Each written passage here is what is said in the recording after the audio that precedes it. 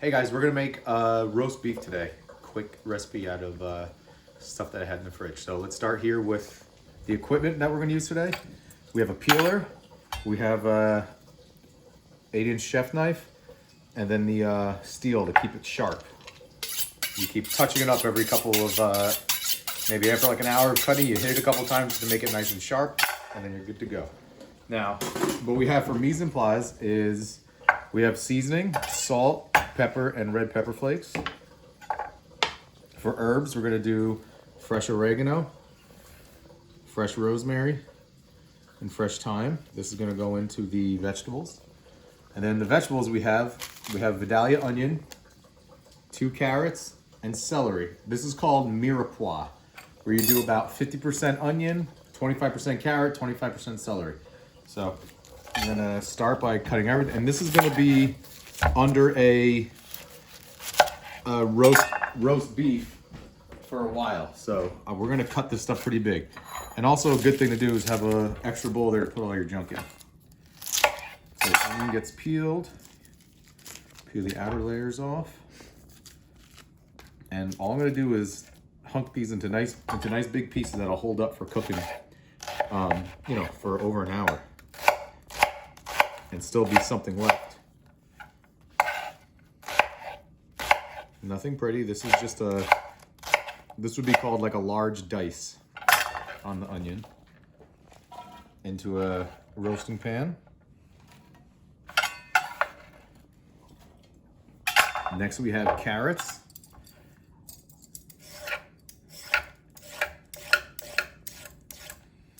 We got 2 of them. These we're gonna cut a little bit smaller than the onion, because the onions, even though it looks like we cut them into big pieces, the onions fall into these small shards. So these are gonna cook pretty quick. The carrots, we're gonna give them a good peel. And I'll actually show you a funky cut. This is called oblique cut on carrots. This is a real rustic cut that I think goes good in stews and roasts. Oblique. Wait for it. Garbage bowl. So with the oblique, the first thing I'm gonna do is just take off the tips that are a little beaten up and dirty. And the oblique cut, I'm gonna cut at a 45-degree angle and then roll it forward halfway, forward, and just keep it rolling. It's kind of a random, it's like a random kind of long, funky looking cut. When it gets really thick, I'm going to cut it in half and kind of mimic that same deal without cutting myself.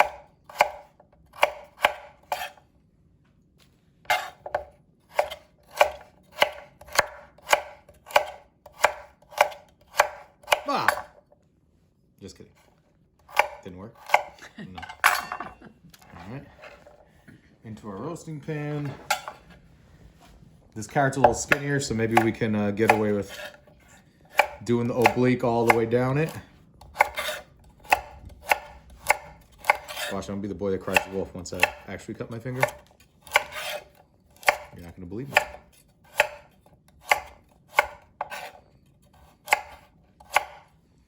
All right, so oblique. None of them really look the same, but they're the same shape. It's kind of a weird shape. It's a cool rustic cut, oblique. All right, and then the last part of a mirepoix is celery. I'm gonna cut off clean up the bottoms and get rid of the tops. I'm not doing this, but if you wanted to make a stock, all this stuff you could just throw it into a Ziploc bag and save it until you have a bunch of it, and then you can just kind of simmer it in water until you get a vegetable broth. I'll put this under the sink, 2 seconds.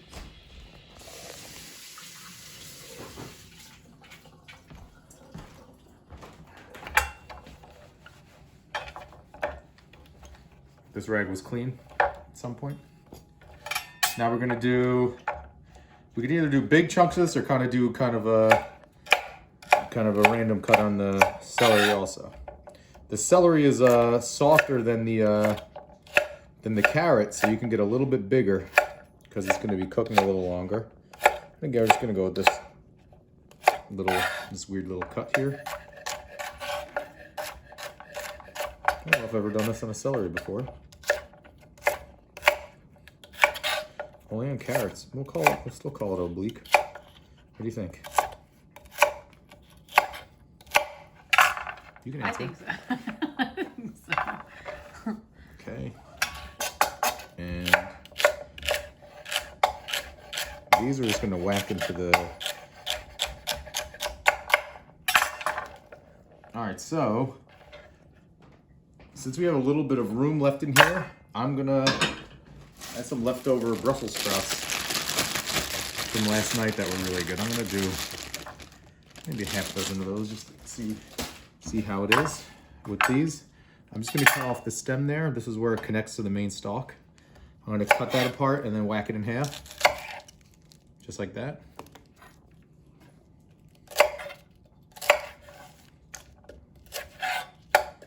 And when we're cutting stuff, trying to do it quickly, we do every move together until we're done. So we're going to cut off all the stems at once, and then we're going to cut them all in half.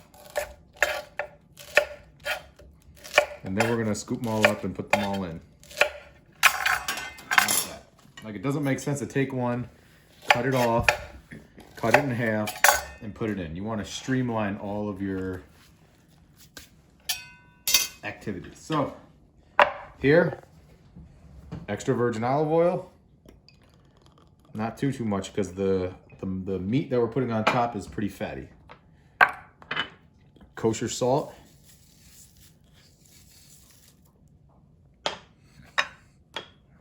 Pepper flake. Not too much, just a little bit.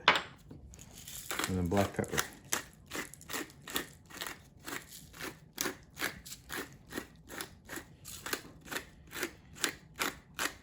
All right, so now I'm just gonna get a spoon, mix this up. Let's make sure everything's coated in the olive oil. And also that we get a good amount of olive oil on the pan itself so we get not too much sticking. Now this is gonna be like a little nest for the beef roast to sit on. So give me 1 second and we'll get back with the beef.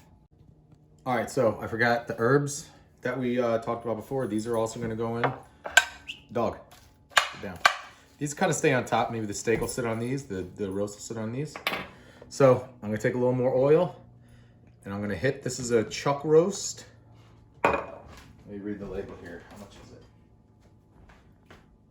It's a 2 pound boneless chuck roast. So we're just gonna get a little oil on this just to help it brown. And then you can make a nice spice rub, salt, pepper, all different herbs and spices, whatever you'd like. I am cheating because I'm in a rush. I have to go to the Verizon store. So I'm gonna put Montreal steak seasoning on. And this is one of the things you can't really over season the outside because it's thick and there's only so much surface area on the steak. So we're gonna try to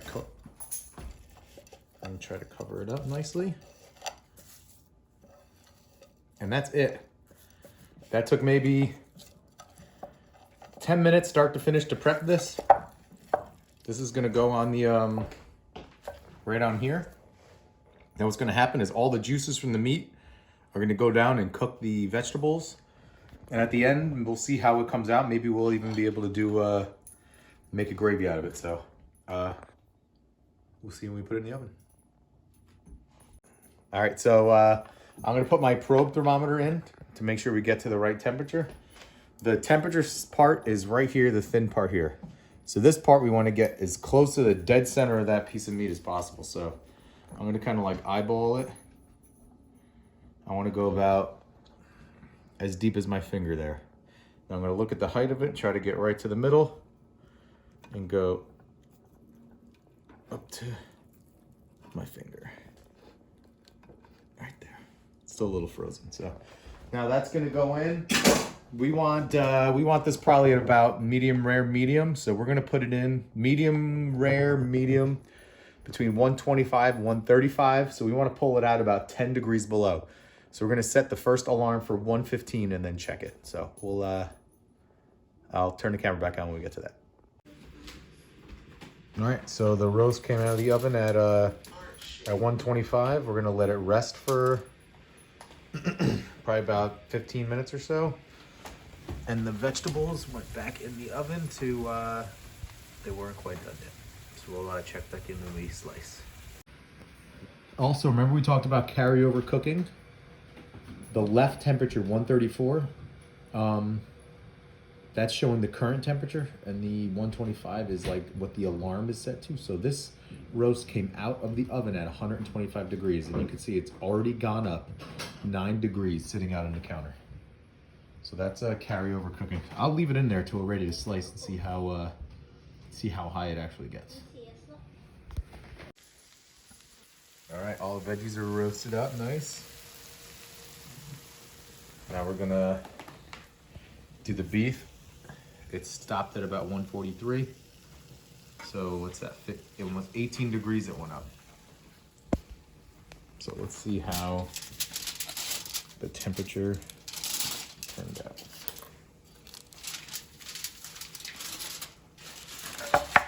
Smells really good.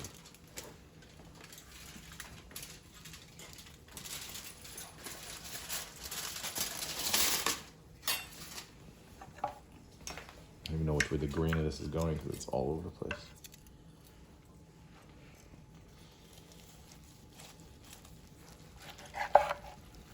Ooh, look at that. That's perfect. That looks pretty good, huh? Mm-hmm. All right, boys, come here.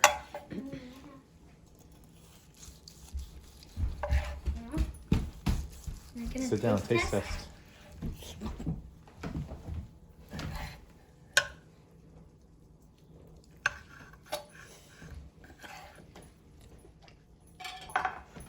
Good? Good. Love it. Super cool. Ooh, How's it? really good. I love it. Ooh, Is it okay? well, that's a fat piece here. Mm. All right, here, hold on, right here. Taste a piece of carrot. Okay. Roasted carrot. How is it? Hot? Hot but good. Good. All right. That's it. Roast beef.